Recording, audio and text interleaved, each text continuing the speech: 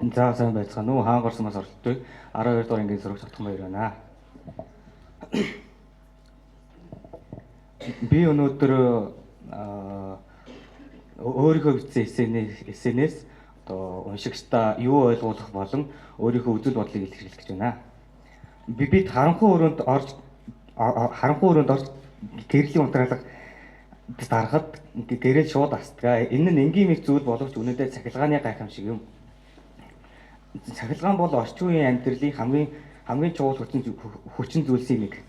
Үүнийг хүн төрлөختөнд өргөн хэрэглээд нэвтрүүлэхэд ихээхэн хөөнөөр оруулсан сууд эрдэмтэн бол Никола Тесла юм.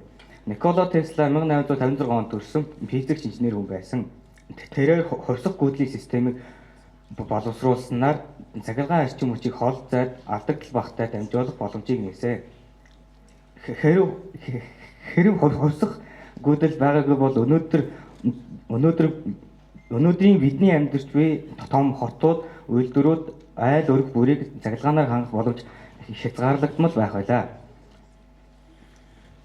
Цахилгаан гэдэг бол электроны хөдөлгөөнөөс үүсэх энерги бөгөөд дулаан хөдөлгөөн зэрэг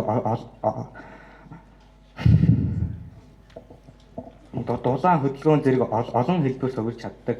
Өнөөдөр эмнэлэг, сургууль, үйлдвэр, утас, компьютер, интернет гээд бидний өдөр тутмын амьдрал цахилгаанаас шууд хамааралтай болсон. Нэг өдөр цахилгаан тасралтад бид ямар их хамааралтайгаа ойлгодоо. Гэхдээ энд нэг чухал асуудал бий. Бид цахилгааныг хэд их хариуцлагагүй хэрэглэвэл байгаль орчинд сөрөг нөлөө үзүүлдэг. Эрчим хүч үйлдвэрлэх явцад нүүрс төлөх, байгалийн баялаг ашиглах нь уур амьсгалын өөрчлөлтөд нөлөөлж байна. Тиймээс бид өнөөдрийн хэрэглээг ухаалаар зохицуулах хэрэгтэй. Жишээ нь хэрэггүй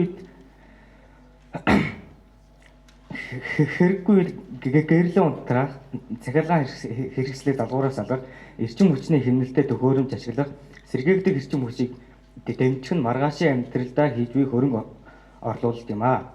Эцэст нь хэлгээд Никола Тесла цахилгааныг хүн төрлөختний амьдрал өргөн нэвтрүүлж шинэ эрийн үеийг нээсэн.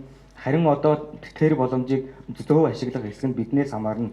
Өнөөдрийн бидний хэрэглээ маргаашийн дэлхий, маргаашийн амьдралыг